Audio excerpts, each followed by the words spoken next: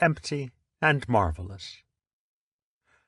The opening words of the oldest Zen poem say that the perfect way, Tao, is without difficulty, save that it avoids picking and choosing.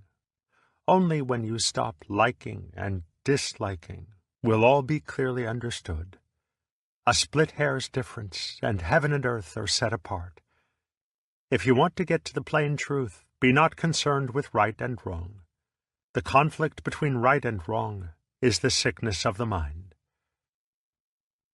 The point is not to make an effort to silence the feelings and cultivate bland indifference. It is to see through the universal illusion that what is pleasant or good may be wrested from what is painful or evil. It was a first principle in Taoism that when everyone recognizes beauty as beautiful, there is already ugliness. When everyone recognizes goodness as good, there is already evil. To be and not to be arise mutually. Difficult and easy are mutually realized. Long and short are mutually contrasted. High and low are mutually posited. Before and after are in mutual sequence. To see this is to see that good without evil is like up without down, and that to make an ideal of pursuing the good is like trying to get rid of the left by turning constantly to the right. One is therefore compelled to go round in circles. The logic of this is so simple that one is tempted to think it over simple. The temptation is all the stronger because it upsets the fondest illusion of the human mind, which is that in the course of time everything may be made better and better. For it is the general opinion that were this not possible, the life of man would lack all meaning and incentive. The only alternative to a life of constant progress is felt to be a mere existence, static and dead, so joyless and inane that one might as well commit suicide.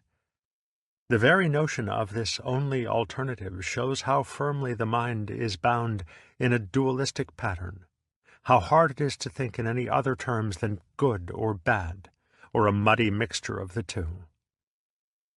Yet Zen is a liberation from this pattern, and its apparently dismal starting point is to understand the absurdity of choosing, of the whole feeling that life may be significantly improved by a constant selection of the good.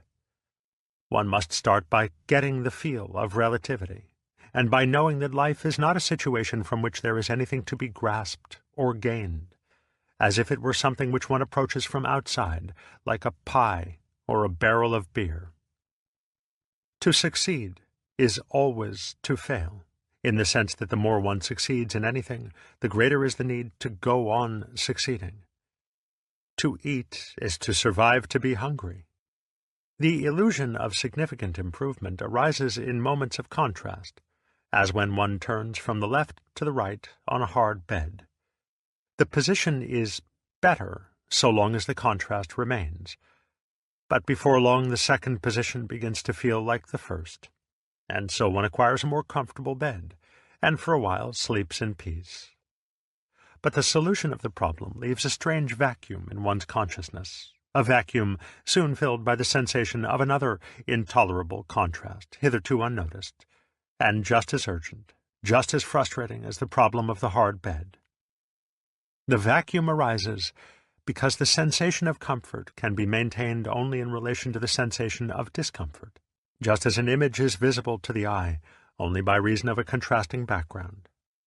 The good and the evil, the pleasant and the painful, are so inseparable, so identical in their difference, like the two sides of a coin, that fair is foul, and foul is fair. Or, in the words of a poem in the Zenrin Kushu, to receive trouble is to receive good fortune. To receive agreement is to receive opposition. Another puts it more vividly. At dusk the cock announces dawn. At midnight the bright sun. Zen does not, for this reason, take the attitude that it is so futile to eat when hungry that one may as well starve, nor is it so inhuman as to say that when we itch we should not scratch. Disillusionment with the pursuit of the good does not involve the evil of stagnation as its necessary alternative, for the human situation is like that of fleas on a hot griddle. None of the alternatives offer a solution, for the flea who falls must jump, and the flea who jumps must fall. Choosing is absurd, because there is no choice. To the dualistic mode of thought, it will therefore seem that the standpoint of Zen is that of fatalism, as opposed to free choice. When Mu Ju was asked, "We dress and eat every day, and how do we escape from having to put on clothes and eat food?" he answered, "We dress, we eat." "I don't understand," said the monk. "If you don't understand, put on your clothes and eat your food." On being asked how to escape from the heat, another master directed the questioner to the place where it is neither hot nor cold. When asked to explain himself, he replied, "In summer we sweat, in winter we shiver." Or as a poem puts it, "When cold, we gather round the hearth before the blazing fire. When hot, we sit on the bank of the mountain stream in the bamboo grove." And from this point of view, one can see the sun in the midst of the rain, scoop clear water from the heart of the fire. But the viewpoint is not fatalistic. It is not simply submission to the inevitability of sweating when it is hot, shivering when it is cold, eating when hungry, and sleeping when tired. Submission to fate implies someone who submits, someone who is the helpless puppet of circumstances. And for Zen, there is no such person. The duality of subject and object, of the knower and the known, is seen to be just as relative, as mutual, as inseparable as every other. We do not sweat because it is hot. The sweating is the heat. It is just as true to say that the sun is light because of the eyes as to say that the eyes see light because of the sun. The viewpoint is unfamiliar because it is our settled convention to think that heat comes first, and then, by causality, the body sweats. To put it the other way round is startling, like saying cheese and bread instead of bread and cheese. Thus the Zen Rinkushu says, "Fire does not wait for the sun to be hot, nor the wind for the moon to be cool." This shocking and seemingly illogical reversal of common sense may perhaps be clarified by the favorite Zen image of the moon in the water. The phenomenon moon in the water is likened to human experience. The water is the subject, and the moon the object. When there is no water, there is no moon in the water, and likewise when there is no moon.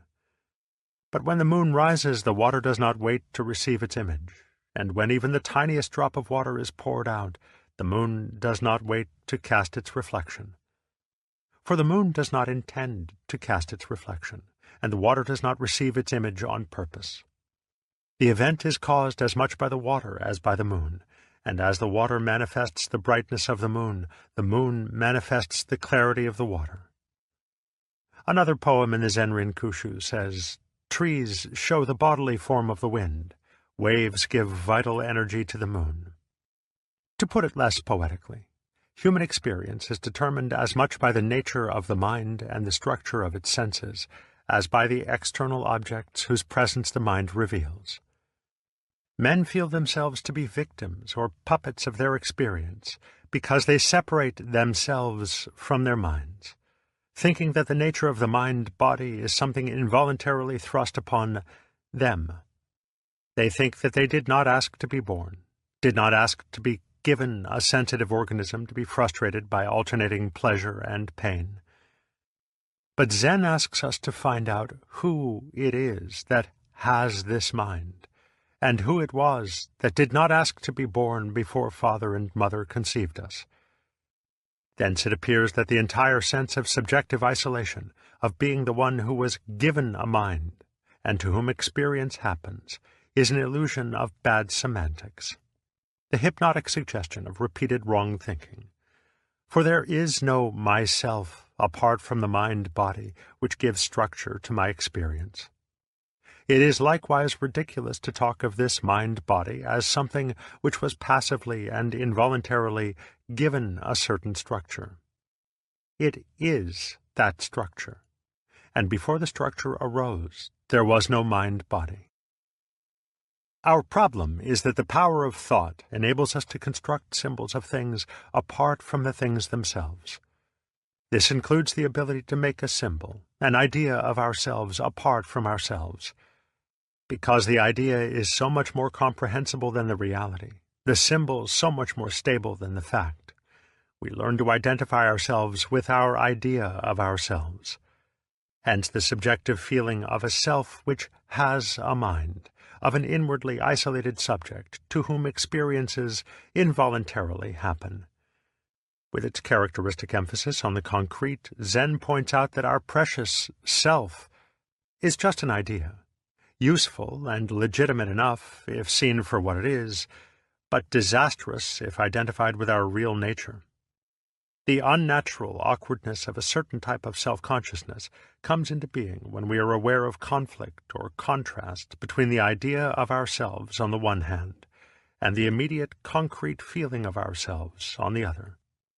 When we are no longer identified with the idea of ourselves, the entire relationship between subject and object, knower and known, undergoes a sudden and revolutionary change. It becomes a real relationship, a mutuality in which the subject creates the object just as much as the object creates the subject.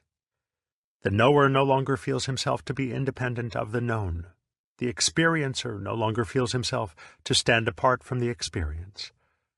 Consequently, the whole notion of getting something out of life, of seeking something from experience, becomes absurd. To put it in another way, it becomes vividly clear that in concrete fact I have no other self than the totality of things of which I am aware. This is the Hua-Yen Kegon doctrine of the net of jewels, of Shi-Shi-Wu-I, Japanese Ji-Ji-Mu-Ge, in which every jewel contains the reflection of all the others. The sense of subjective isolation is also based on a failure to see the relativity of voluntary and involuntary events. This relativity is easily felt by watching one's own breath, for by a slight change of viewpoint, it is as easy to feel that I breathe as that it breathes me. We feel that our actions are voluntary when they follow a decision, and involuntary when they happen without decision. But if decision itself were voluntary, every decision would have to be preceded by a decision to decide, an infinite regression, which, fortunately, does not occur. Oddly enough, if we had to decide, we would not be free to decide. We are free to decide because decision happens. We just decide without having the faintest understanding of how we do it. In fact, it is neither voluntary nor involuntary. To get the feel of this relativity is to find another extraordinary transformation of our experience as a whole, which may be described in either of two ways. I feel that I am deciding everything that happens, or I feel that everything, including my decisions, is just happening spontaneously. For a decision, the freest of my actions, just happens, like hiccups inside me, or like a bird singing outside me. Such a way of seeing things is vividly described by a modern Zen master, the late Soke-an Sasaki. One day I wiped out all the notions from my mind. I gave up all desire. I discarded all the words with which I thought and stayed in quietude. I felt a little queer, as if I were being carried into something, or as if I were touching some power unknown to me, and zit! I entered. I lost the boundary of my physical body. I had my skin, of course, but I felt I was standing in the center of the cosmos. I spoke, but my words had lost their meaning. I saw people coming towards me, but all were the same man. All were myself. I had never known this world. I believed that I was created, but now I must change my opinion. I was never created. I was the cosmos. No individual Mr. Sasaki existed. It would seem, then, that to get rid of the subjective distinction between me and my experience, through seeing that my idea of myself is not myself, is to discover the actual relationship between myself and the outside world. The individual on the one hand, and the world on the other, are simply the abstract limits or terms of a concrete reality, which is between them, as the concrete coin is between the abstract Euclidean surfaces of its two sides. Similarly, the reality of all inseparable opposites, life and death, good and evil, pleasure and pain, gain and loss, is that between for which we have no words. Man's identification with his idea of himself gives him a specious and precarious sense of permanence. For this idea is relatively fixed, being based upon carefully selected memories of his past, memories which have a preserved and fixed character. Social convention encourages the fixity of the idea because the very usefulness of symbols depends upon their stability. Convention therefore encourages him to associate his idea of himself with equally abstract and symbolic roles and stereotypes, since these will help him to form an idea of himself which will be definite and intelligible. But to the degree that he identifies himself with the fixed idea, he becomes aware of life as something which flows past him, faster and faster as he grows older, as his idea becomes more rigid, more bolstered with memories. The more he attempts to clutch the world, the more he feels it as a process in motion. On one occasion, Ma Tzu and Bo Jung were out for a walk, when they saw some wild geese flying past. "What are they?" asked Ma Tzu. "They're wild geese," said Bo Jung. "Where are they going?" demanded Ma Tzu. Po Jung replied, "They've already flown away." Suddenly Ma Tzu grabbed Bo Jung by the nose and twisted it so that he cried out in pain. "How?" shouted Ma Tzu. "Could they ever have flown away?" This was the moment of Bo Jung's awakening.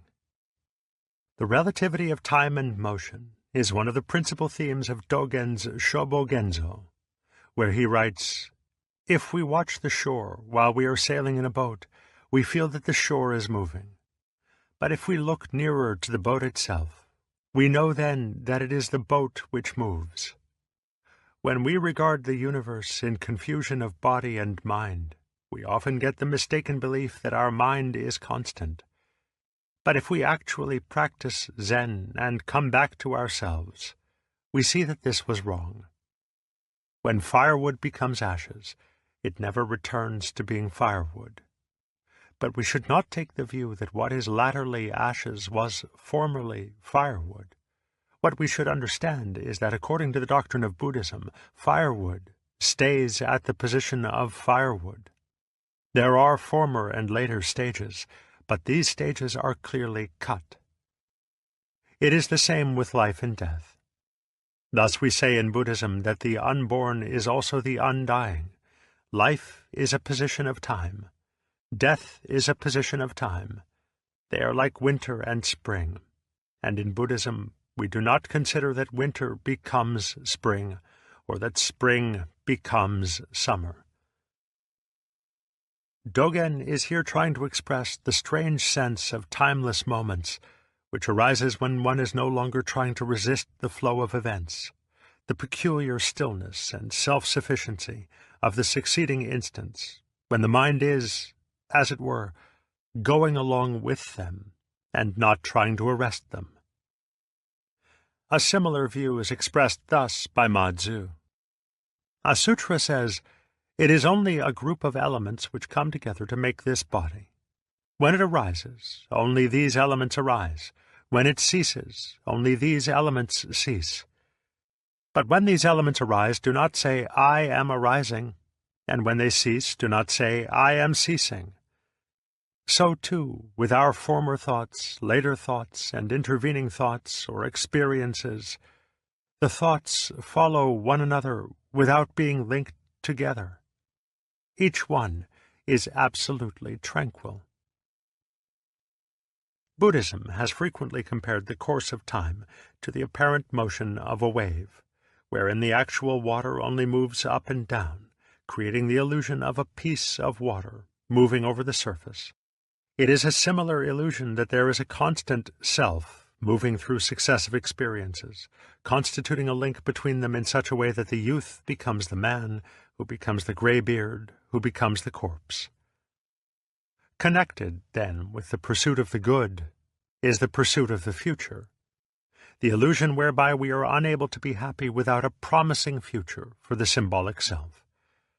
Progress towards the good is therefore measured in terms of the prolongation of human life, forgetting that nothing is more relative than our sense of the length of time. A Zen poem says, "The morning glory which blooms for an hour differs not at heart from the giant pine which lives for 1,000 years." Subjectively, a gnat doubtless feels that its span of a few days is a reasonably long lifetime. A tortoise with its span of several hundred years would feel subjectively the same as the gnat. Not so long ago, the life expectancy of the average man was about 45 years. Today, it is from 65 to 70 years. But subjectively, the years are faster, and death, when it comes, is always all too soon. As Dogen said, "The flowers depart when we hate to lose them. The weeds arrive while we hate to watch them grow." This is perfectly natural, perfectly human, and no pulling and stretching of time will make it otherwise. On the contrary, the measuring of worth and success in terms of time, and the insistent demand for assurances of a promising future make it impossible to live freely in both the present and in the promising future when it arrives. For there is never anything but the present, and if one cannot live there, one cannot live anywhere. The Shobogenzo says, "When a fish swims, he swims on, and there is no end to the water. When a bird flies, he flies on, and there is no end to the sky. From the most ancient times there was never a fish who swam out of the water, nor a bird who flew out of the sky. Yet when the fish needs just a little water, he uses just a little, and when he needs lots, he uses lots. Thus the tips of their heads are always at the outer edge of their space. If ever a bird flies beyond that edge, he dies, and so also with the fish. From the water the fish makes his life, and from the sky the bird. But this life is made by the bird and the fish. At the same time the bird and the fish are made by life. Thus there are the fish, the water, and life, and all three create each other. Yet if there were a bird who first wanted to examine the size of the sky, or a fish who first wanted to examine the extent of the water, and then try to fly or swim, they will never find their own ways in the sky or water. This is not a philosophy of not looking where one is going. It is a philosophy of not making where one is going so much more important than where one is, that there will be no point in going. The life of Zen begins, therefore, in a disillusion with the pursuit of goals which do not really exist, the good without the bad, the gratification of a self which is no more than an idea, and the morrow which never comes. For all these things are a deception of symbols pretending to be realities, and to seek after them is like walking straight into a wall upon which some painter has, by the convention of perspective, suggested an open passage. In short, Zen begins at the point where there is nothing further to seek, nothing to be gained. Zen is most emphatically not to be regarded as a system of self-improvement or a way of becoming a Buddha. In the words of Lin Ji, if a man seeks the Buddha, that man loses the Buddha. For all ideas of self-improvement and of becoming or getting something in the future relate solely to our abstract image of ourselves. To follow them is to give ever more reality to that image. On the other hand, our true non-conceptual self is already the Buddha and needs no improvement. In the course of time it may grow, but one does not blame an egg for not being a chicken. Still less does one criticize a pig for having a shorter neck than a giraffe. A Zenrin poem says, "In the landscape of spring there is neither high nor low. The flowering branches grow naturally, some long, some short.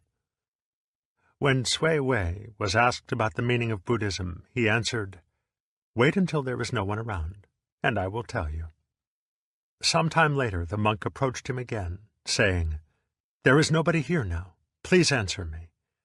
Sui Wei led him out into the garden and went over to the bamboo grove, saying nothing. Still the monk did not understand.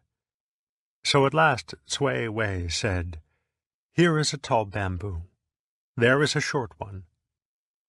Or, as another Zenrin verse puts it, "A long thing is the long body of Buddha. A short thing is the short body of Buddha." What is therefore to be gained from Zen is called Wu Shi, Japanese Buji, or nothing special. For as the Buddha says in the Vajracchedika, "I obtained not the least thing from unexcelled, complete awakening, and for this very reason it is called unexcelled, complete awakening." The expression Wu Shi also has the sense of the perfectly natural and unaffected, in which there is no fuss or business. The attainment of Satori is often suggested by the old Chinese poem, "Mount Lu in misty rain, the river Je at high tide.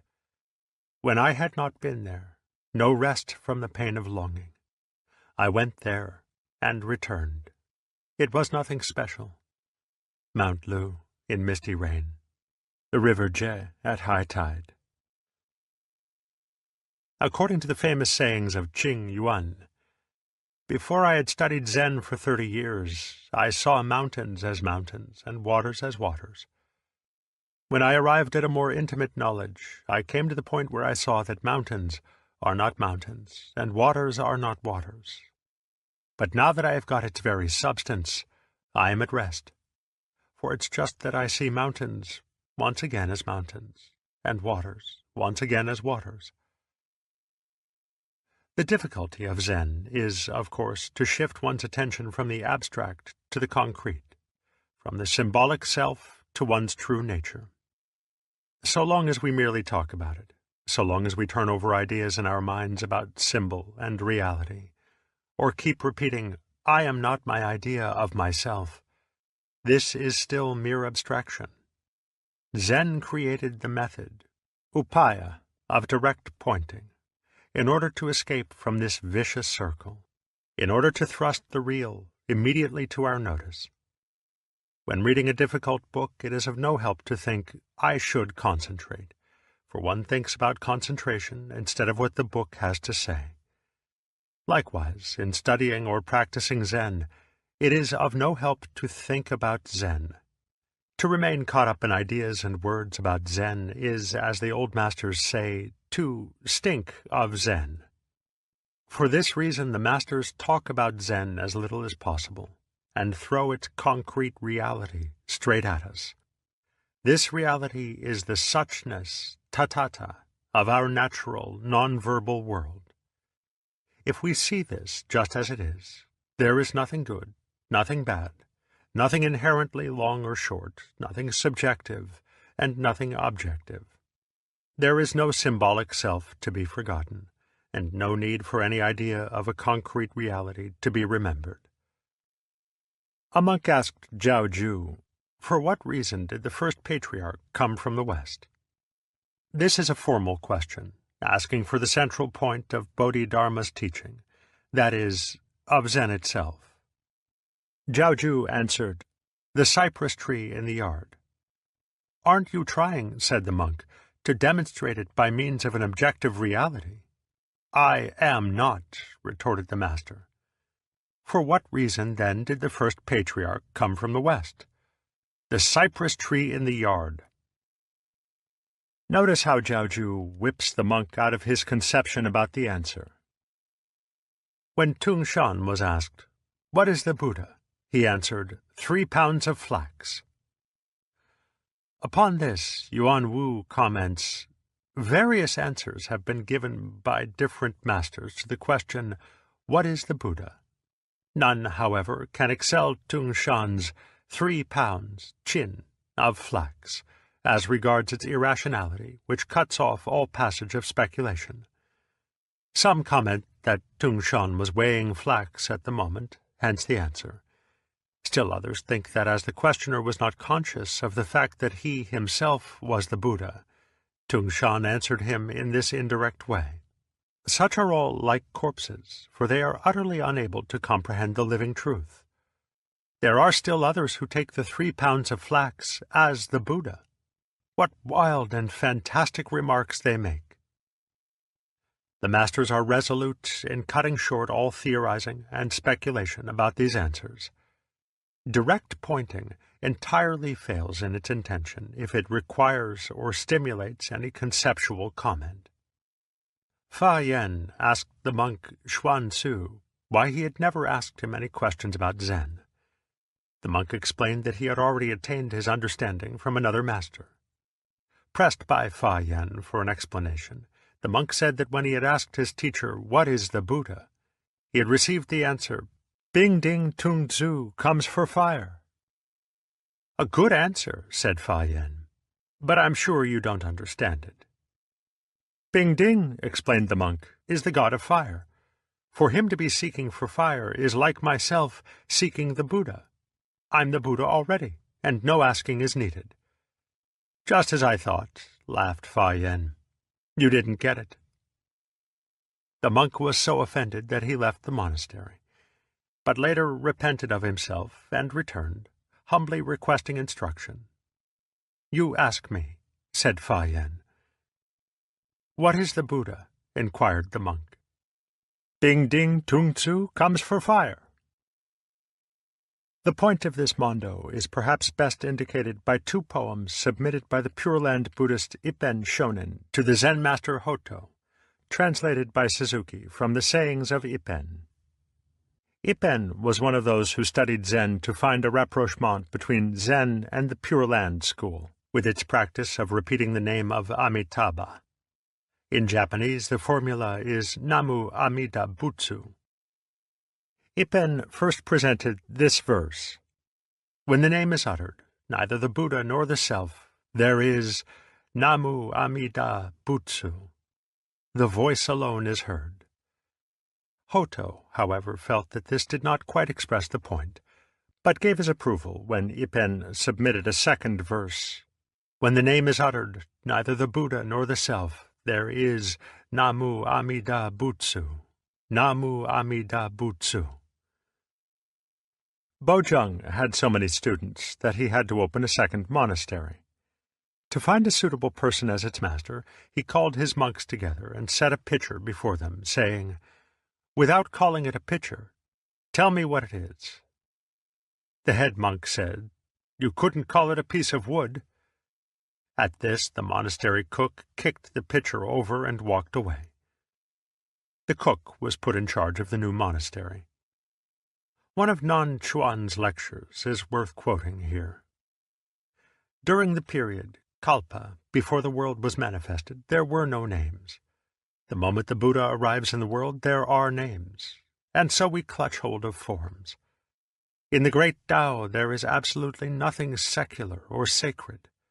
If there are names, everything is classified in limits and bounds. Therefore the old man west of the river, that is, Ma Tzu, said, "It is not mind, it is not Buddha, it is not a thing." This, of course, reflects the doctrine of the Tao Te Ching that the nameless is the origin of heaven and earth. Naming is the mother of the 10,000 things. But Lao Tzu's nameless and Nan Chuan's kalpa of the void before the manifestation of the world are not prior to the conventional world of things in time. They are the suchness of the world just as it is now, and to which the Zen masters are directly pointing. Bojung's cook was living wide awake in that world, and answered the master's problem in its concrete and nameless terms. A monk asked Cui Wei, "For what reason did the first patriarch come from the west?" Cui Wei answered, "Pass me that chin rest." As soon as the monk passed it, Cui Wei hit him with it. Another master was having tea with 2 of his students, when he suddenly tossed his fan to one of them, saying, "What's this?" The student opened it and fanned himself. "Not bad," was his comment. "Now you," he went on, passing it to the other student, who at once closed the fan and scratched his neck with it. This done, he opened it again, placed a piece of cake on it, and offered it to the master. This was considered even better, for when there are no names, the world is no longer classified in limits and bounds. There is, no doubt, some parallel between these demonstrations and the viewpoint of Korzybskian semantics. There is the same stress on the importance of avoiding confusion between words and signs on the one hand, and the infinitely variable, unspeakable world on the other. Class demonstrations of semantic principles often resemble types of mondo. Professor Irving Lee of Northwestern University used to hold up a matchbox before his class, asking, "What's this?" The students would usually drop squarely into the trap and say, "A matchbox." At this, Professor Lee would say, "No, no, it's this," throwing the matchbox at the class, adding, "Matchbox is a noise. Is this a noise?" However, it would seem that Korzybski still thought of the unspeakable world as a multiplicity of infinitely differentiated events. For Zen, the world of suchness is neither one nor many, neither uniform nor differentiated. A Zen master might hold up his hand to someone insisting that there are real differences in the world and say, "Without saying a word, point to the difference between my fingers." At once it is clear that sameness and difference are abstractions. The same would have to be said of all categorizations of the concrete world, even concrete itself. For such terms as physical, material, objective, real, and existential are extremely abstract symbols. Indeed, the more one tries to define them, the more meaningless they turn out to be. The world of suchness is void and empty because it teases the mind out of thought, dumbfounding the chatter of definition so that there is nothing left to be said. Yet it is obvious that we are not confronted with literal nothingness. It is true that when pressed, every attempt to catch hold of our world leaves us empty-handed. Furthermore, when we try to be sure at least of ourselves, the knowing catching subjects, we disappear. We cannot find any self apart from the mind, and we cannot find any mind apart from those very experiences which the mind, now vanished, was trying to grasp. In R. H. Blyth's arresting metaphor, when we were just about to swat the fly flew up and sat on the swatter. In terms of immediate perception, when we look for things, there is nothing but mind, and when we look for mind, there is nothing but things. For a moment we are paralyzed, because it seems that we have no basis for action, no ground underfoot from which to take a jump. But this is the way it always was, and in the next moment we find ourselves as free to act, speak, and think as ever, yet in a strange and miraculous new world from which self and other, mind and things have vanished. In the words of Deshan, "Only when you have no thing in your mind, and no mind in things, are you vacant and spiritual, empty and marvelous." The marvel can only be described as the peculiar sensation of freedom in action, which arises when the world is no longer felt to be some sort of obstacle standing over against one. This is not freedom in the crude sense of kicking over the traces and behaving in wild caprice. It is the discovery of freedom in the most ordinary tasks. For when the sense of subjective isolation vanishes, the world is no longer felt as an intractable object. Yun Men once said, "Our school lets you go any way you like. It kills and it brings to life, either way." A monk then asked, "How does it kill?" The master replied, "Winter goes and spring comes." "How," asked the monk, "is it when winter goes and spring comes?" The master said, "Shouldering a staff, you wander this way and that, east or west, south or north, knocking at the wild stumps as you please." The passing of the seasons is not passively suffered, but happens as freely as one wanders in the fields, knocking at old stumps with a stick. In the context of Christianity, this might be interpreted as feeling that one has become omnipotent, that one is God, directing everything that happens.